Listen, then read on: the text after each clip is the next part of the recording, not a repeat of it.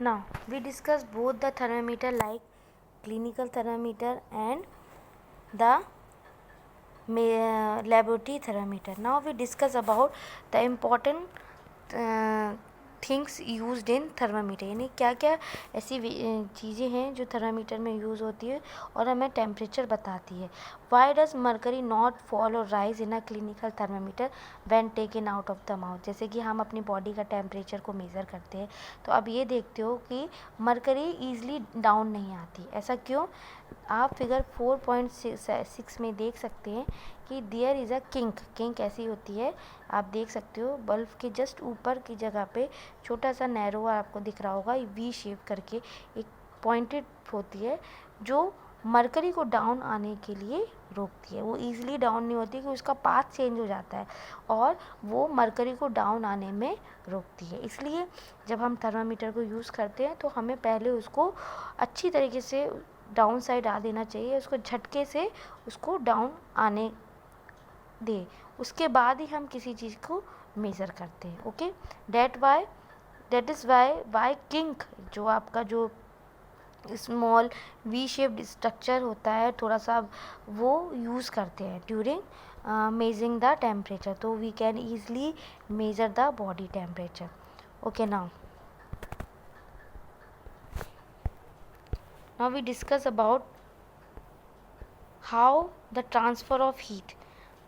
Okay, transfer of heat से अगर हम बात करें कि कैसे जो हीट होती है एक जगह से दूसरी जगह ट्रांसफ़र होती है. आपने ये चीज़ घरों में भी देखी होगी या आप ये चीज़ समझ सकोगे कि अगर हम place a some pan on in the flame, यानी कि अगर हम किसी गैस पे अगर आप फ्लेम किसी यूटेंसिल्स को रखते हैं और उसका जो हैंडल है, अगर there is a handle, if it is made in the same metal, अगर वो सेम मेटल का है, अगर उसको टच करते हो कुछ समय बाद तो यू फील हॉट, आपको क्या लगेगा? हॉट फील होगा. That is why handle is used. हम क्या करते हैं, इसी वजह से उसको जो थर्मोसेटिंग यानी कि बेक लाइट के जो हैंडल्स होते हैं वो यूज़ होते हैं. इसकी वजह से जो हम जैसे भी हम पैन वगैरह ये यूज़ करते हैं उससे हमारे हाथों को चोट ना पहुँचे. Now how the transfer of heat conduct, यानी कि आप ये देख सकते हो कि ट्रांसफ़र ऑफ हीट कैसे हो सकती है, मतलब कैसे होती है. हमेशा जो ट्रांसफ़र ऑफ हीट होती है from the hotter to colder, हमेशा कहाँ की तरफ मूव करती है? जहाँ गर्म हो और जहाँ पे चीज़ ठंडी हो, यानी कि जहाँ से गर्म से होके ठंडी की तरफ मूव करेगी और धीरे धीरे वो सारे पार्ट को गर्म कर देगी. तो it is generally happen in the metal thing. ठीक है ना. टेक अ रॉड और a flat strip of a metal से ऑफ एल्यूमिनियम. आप कुछ भी ले सकते हो एग्जाम्पल के तौर पे, जैसे फिगर में दिखाया है 4.7 कि एक आयरन स्ट्रिप्स है, उसमें हमने छोटी छोटी जो आपकी कैंडल्स की वैक्स होती है उसको पिघला के इक्वल डिस्टेंस पे रख दिया है. अब उसको एक से अटैच कर दिया है किसी बिटवीन द टू स्टोन्स और एक तरफ हमने कैंडल्स को फ्लेम कर दिया है, यानी कि एक तरफ हमने कैंडल को जला दिया है. अब हम ये देखना चाहते हैं कि ट्रांसफ़र ऑफ हीट कैसे जो ट्रांसफ़र ऑफ हीट है, यानी कि जो हीट का जो मूवमेंट है वो किसके कहाँ तक होती है और कौन सी जो वैक्स है वो पहले ही मेल्ट होती है. तो आप ये देखोगे जो wax which are closer to the candle, कि जो वैक्स कैंडल के पास है वो पहले मेल्ट होगी. क्यों? क्योंकि it is a hotter region and then it will move to the colder region, और धीरे धीरे धीरे धीरे वो सारे पार्ट में मूव करने लगे और धीरे धीरे करके जो आपकी वैक्स है वो मेल्ट होने लगी. यानी कि it show that transfer of heat from the hotter to the colder condition. ठीक है, यानी कि गर्म से ठंडे की जगह क्या होती है? मूवमेंट होता है. Now okay, conduction of matter by different material. आप ये भी देख सकते हो कि जो आपकी फिगर 0.8 आपको क्या शो कर रही है. टेक अ बीकर और विथ अ हॉट वाटर. आप किसी एक बीकर में हॉट वाटर ले और उसमें डिफरेंट ऑब्जेक्ट यानी कि डिफरेंट मटेरियल के जो ऑब्जेक्ट हैं उसको प्लेस कर दें और कुछ समय बाद आफ्टर 5 मिनट आप एक एक ऑब्जेक्ट को निकाल के उसको टच करती है. तो आपको ईज़िली पता चल जाएगा कि which object become hot easily or which is not.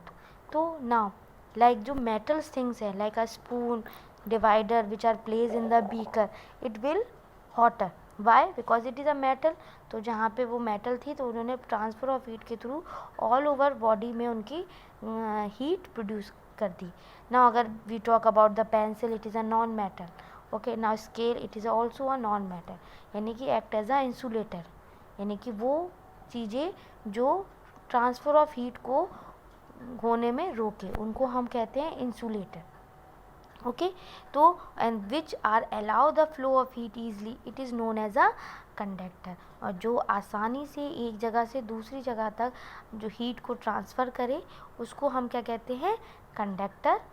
Okay, now like जो कंडक्टर होते हैं easily, which are generally metals and which are insulator like plastics, wood, and some which are not easily transfer the heat is known as a insulator. Now activity 4.8 convection of heat in air, यानी कि आप convention के बारे में हम पढ़ते हैं कि कन्वेंशन क्या होते हैं। लाइक इट इज़ एग्जाम्पल कि there take a round bottom flask and fill it in the 2/3 with water, place it on a tripod or make some arrangement to place the flask in such a way that you can heat it by placing a candle below it. Convention यानी कि the heat movement in a water, यानी कि जो water के through जो movement हो है, okay, heat का, उसको हम कन्वेंशन कहते हैं। जैसे कन्वेंशन करंट आप देख सकते हो इजली हमारे जो इन्वायरमेंट में, it is a generally we get in rainy season. हमें रेनी सीज़न कैसे मिलती है? आपको पता है कि हमारे बड़े या हम पढ़ते भी हैं कि जितनी भी गर्मी पड़ेगी उतना ही बरसात अच्छी होगी। तो ये कैसे होगी? ये गर्मी पड़ेगी तो पानी जो इवोपरेट होता है, जो लाइक आपका ओशियंस हो गए, सीज हो गए, उनका पानी इवोपरेट होगा, भाप, यानी कि जो पानी है वो भाप की तरह ऊपर उठेगा, और then it forms a cloud in a condensation process, यानी कंडेंसेशन की एक समय ऐसा आएगा कि the water droplet becomes in a cloud, ठीक है ना। And the when the wind blow, और जैसे पानी या हवा चलेगी, then it will flow the what cloud also, वो उस बादल को भी अपने साथ ले जाएगा। And then when it is a pressure low to high, जैसे प्रेशर डिफरेंस आएगा और वो पानी क्या करेगा, in the form of rains we get it. और इस तरीके से जो वाटर इवोपरेशन से लेकर रेन तक जो फॉर्मेशन होती है, it is a convention. Okay, इसी प्रोसेस को हम कन्वेंशन कहते हैं, ठीक है। तो इस चीज़ को हम ईजिली समझ पाते हैं कि जो द बॉटम, जो फ्लेम के पास जो बीकर है उसमें जो पानी है वो जल्दी गर्म होगा as compare to upper side. Okay, and same धीरे धीरे वो पानी का जो ट्रांसफ़र है वो उसके ऑल ओवर पार्ट में होगा, यानी कि जो नीचे जो आपकी ट्राइपॉड स्टैंड में जो बीकर है उसका जो फ्लेम के पास है वो पहले गर्म होगा, उसके बाद वो धीरे धीरे ट्रांसफ़र ऑफ हीट करेगा वाटर के थ्रू, और that it will move throughout of the water, और वो पूरे पानी की जो सतह पे पानी का जो मूवमेंट की हीट है उसको फैला देगा, और धीरे धीरे जो पूरा पानी का जो गर्म पूरे पानी में चला जाएगा। Okay, now in this way there is a two environment processes are done. Like you have see the people living in a coastal area experience an interesting phenomena. During the day the land gets heated faster than the water. The air over the land become hotter and rises up. The cooler air from the sea rushes in toward the land to take it to the place. The warm air from the land moves toward the sea to complete the cycle, and the air from the sea is called a sea breeze. आप ये बहुत interesting है, जो लोग coastal areas यानी कि समुद्र के किनारे या तट पे रहते हैं उनको ये एक्सपीरियंस होता है कि जनरली जो दिन का जो मौसम होता है बड़ा बहुत ही ज़्यादा प्लीजेंट होता है। प्लीजेंट क्यों? क्योंकि दिन में आप अगर समुद्र किनारे जाएंगे तो आपको ठंडी लहरें महसूस होंगी, ठीक है। और ऐसा क्यों होता है? जनरली क्या होता है कि during summer season, okay, the land and water heats up, ठीक है ना। लैंड्स क्या होते हैं, गर्म, जो आपकी सॉइल है, लैंड्स है, वो गर्म हो गई और पानी भी गर्म हो गया।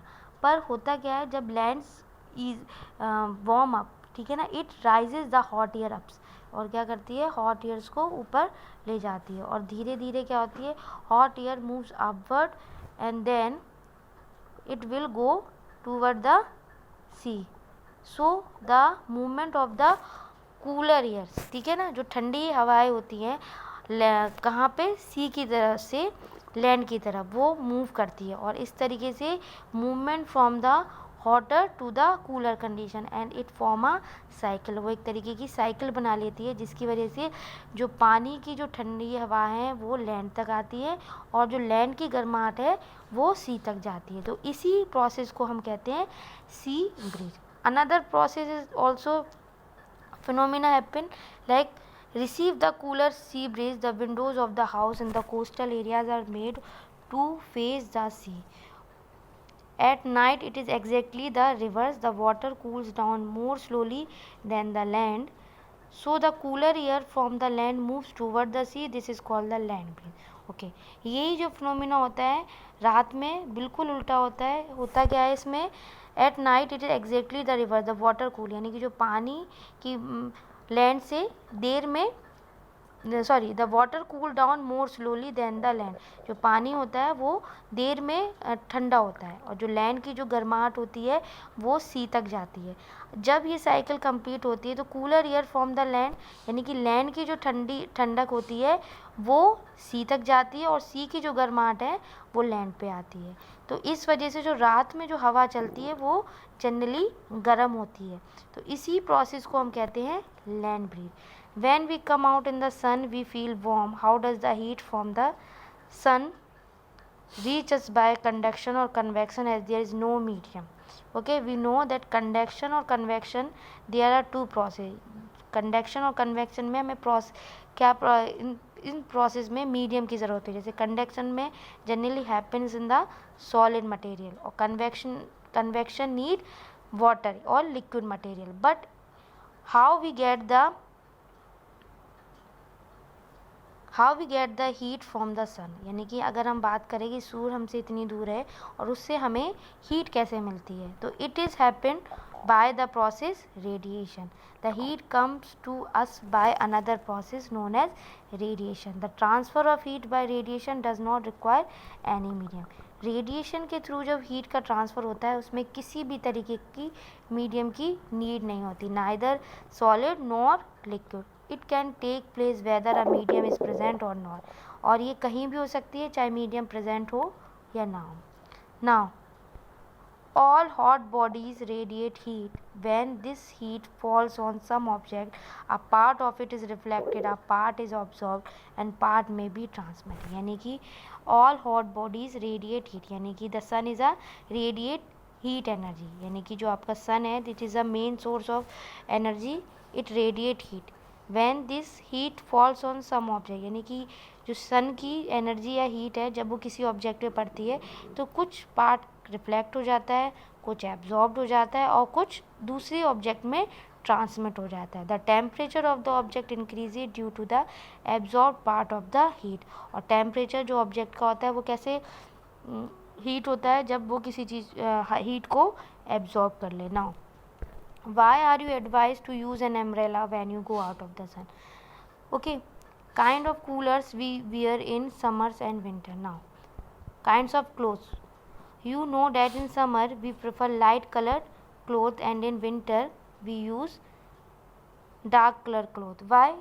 Now in activity 4.10, take two identical tin cans, paint the outer surface of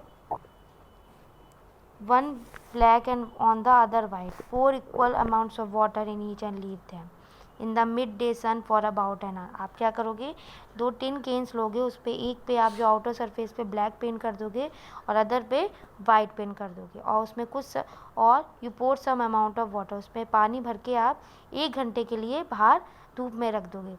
measure the temperature of water in both the can. आप कुछ समय बाद 1 घंटे बाद जब उसको चेक करोगे with the help of thermometer, you can easily understand that the black coated utensils have the warm water as compared to the white surface. Okay, which can is the water warmer. You can feel the difference even by touching water in the two can. आप दोनों tin को छू के समझ सकते हो कि which cans has the warmer water. Okay, now activity 4.11. Fill the two cans used in activity 4.10 with the same amount of hot water at the same temperature at 60 degrees C. Leave the can in a room or in a shade. Note the temperature of water after the 10 to 15 minutes. Okay, in activity 4.11 what you will do? Okay, same temperature at 60 degree C. आप क्या करोगे, उन दोनों cans को same temperature 60 degree C के लिए क्या करोगे, बिल्कुल शेड में छोड़ दोगे. और after what you do, note the temperature of water after 10 to 15. 10 से 15 मिनट के बाद अब उनका टेम्परेचर नोट करोगे. आप देखोगे कि जो ब्लैक कलर सरफेस का जो टिन था उसका जो वाटर है वो it will not release heat easily.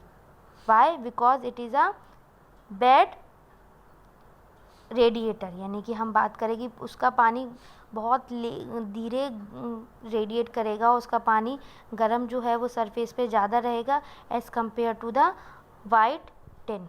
Okay,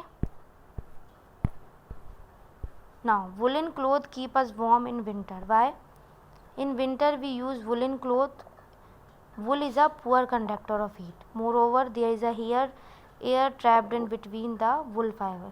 हम सर्दियों में वी यूज़ वुलन क्लॉथ, हम क्या करते हैं, ऊनी कपड़े पहनते हैं और जो कि पुअर कंडक्टर ऑफ हीट होती है. पुअर कंडक्टर यानी कि जो हीट को ईजिली रिलीज़ नहीं करते हैं. अब जो वुलन क्लॉथ्स होते हैं air trapped in between them, क्या करते हैं, जो वुलन फाइबर्स होते हैं उसमें जो एयर होती है ट्रैप्ड हो जाती है. और due to this it is a poor conductor of heat. The air prevent the flow of heat from our body to the cold surrounding. और इसी वजह से क्या होता है, हमारी बॉडी वार्म रहती है और जो एयर होती है वो क्या करती है, वार्म एयर को ट्रैप कर लेती है और हमारी बॉडी को गर्म रखती है. Suppose you are in the choice in winter of using either one thin blanket or two thin blanket joint together, which one is better?